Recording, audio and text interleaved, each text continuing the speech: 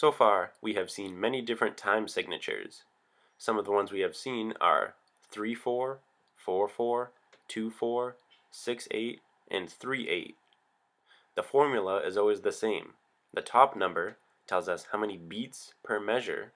The bottom number tells us what we are counting by, or what kind of note gets one beat.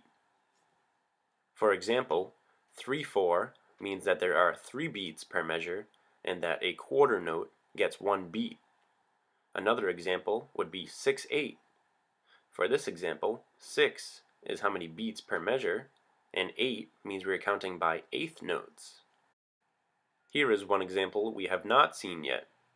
For this example, there are 5 beats per measure, and a quarter note gets one beat. Here is another example of a time signature we have not yet seen. This one is 7-8, meaning that there are 7 beats per measure, and an eighth note gets one beat.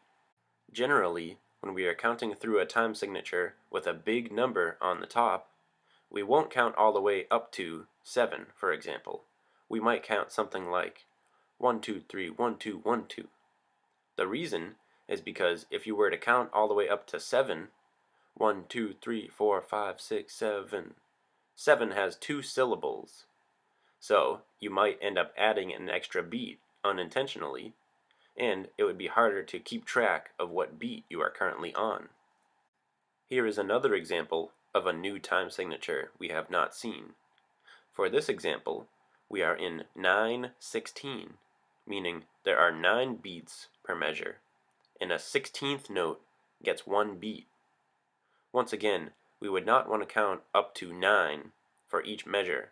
It would be much easier to count 1, 2, 3, 1, 2, 3, 1, 2, 3.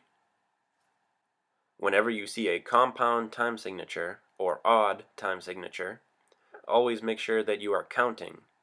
Do not count up to the top number if it is 7, 8, 9, or greater, for example. Always find a way to divide it up into groups of 3 or groups of 2.